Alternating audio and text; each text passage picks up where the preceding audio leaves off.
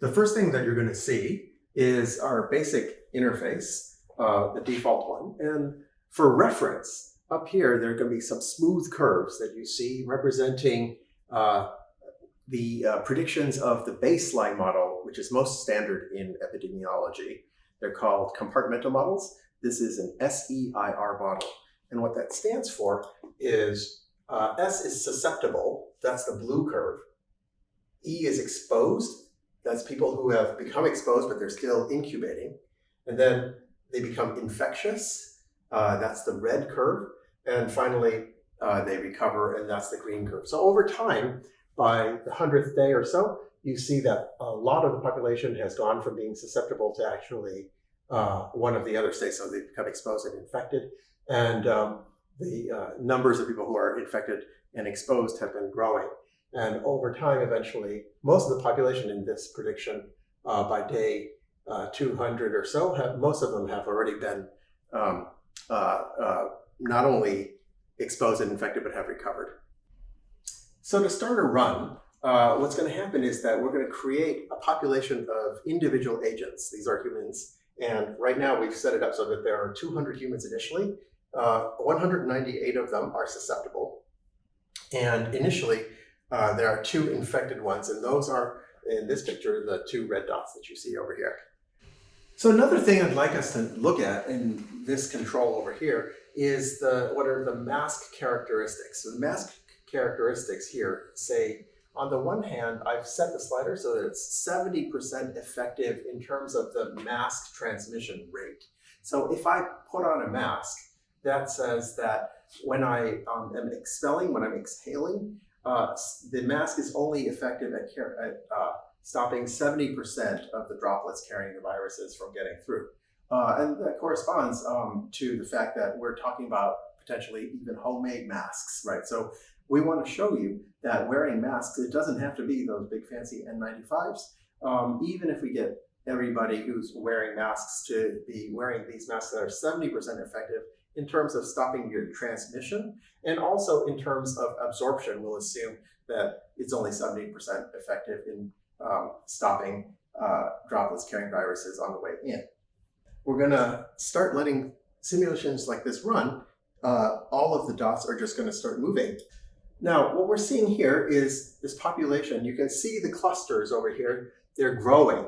They're more and more orange and then red humans that are walking around. The infectious ones, the red ones, when they meet another susceptible human, they can infect them. And so you see how the infection is spreading. Up here, you see how this is actually reflected in the curves. So the blue curves have been showing a precipitous drop in the number of healthy, susceptible people. Meanwhile, we've had peaks in the infection. And one of the things about this style of agent-based modeling is that it has the advantage of showing you the amount of variance, the amount of random variance that really happens. Because every time we run this, we're going to get a different output, right? So these curves, they're similar in shape, but you can see the outcome here was actually quite a bit steeper drop in the number of healthy people than the simple curves predicted by the SEIR model. Right? And we're doing another run of the same type. And here you're seeing the curves. Again, it's following the same sort of shape, but you're going to see the variance. And every time you run it, you're going to see something different come out because of essentially things like butterfly effects, right? If this guy decides to cross the street that one day, he might infect someone who goes ahead and infects a whole bunch of new people and creates a new cluster of infections. And so those things tend to create large variations. But if you run this many times, you will find that it averages out to something which is similar to what the SEIR curves show. So you can see this one ends up in a very similar position to the SEIR curves. It's running a third time right now. And again, it's following the curves pretty similarly to the SEIR predictions, but it's going to show the variation representing the idiosyncrasies of the behavior of each individual agent.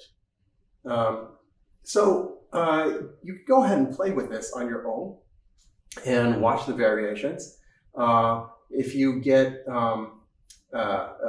impatient and you want to do a different run, you can click on the fast forward, skip buttons over here.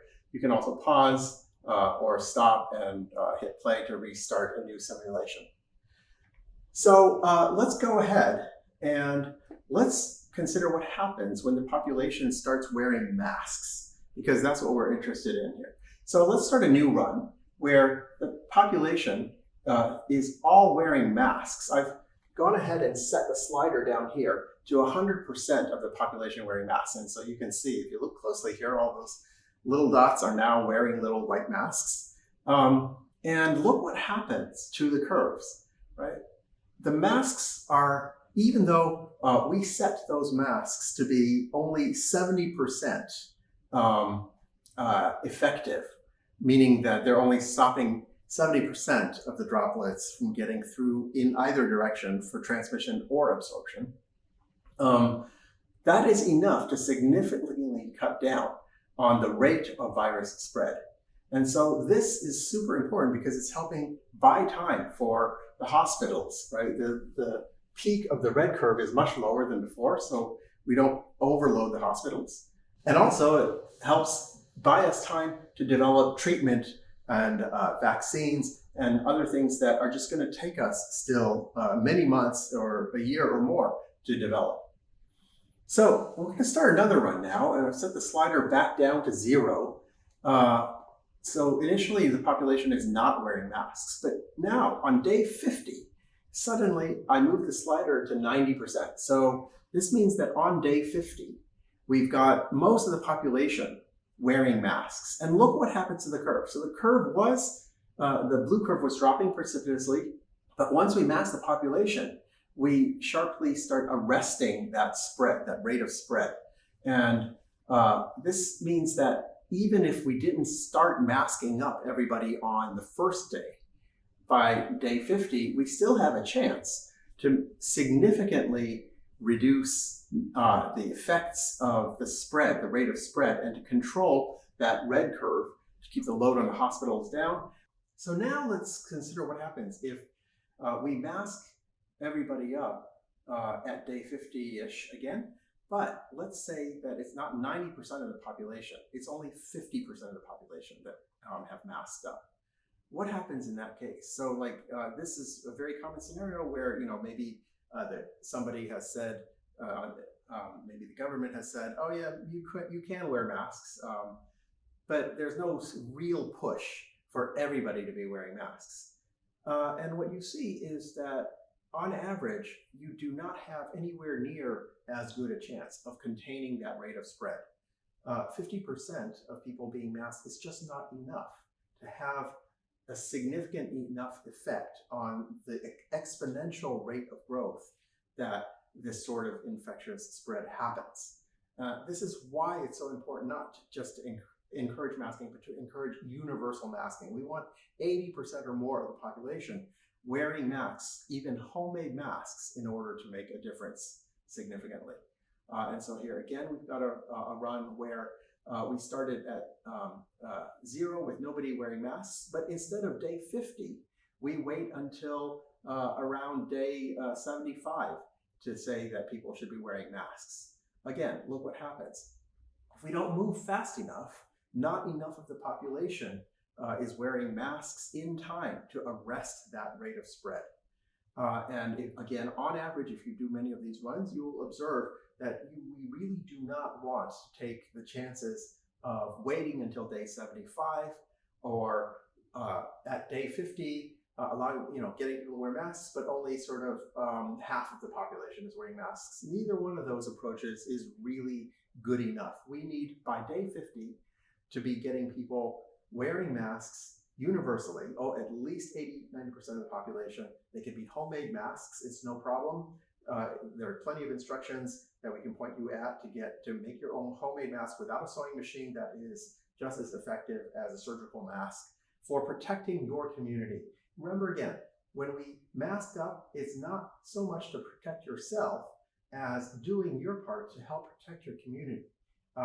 And we need to all do that because ultimately we are all on the same boat.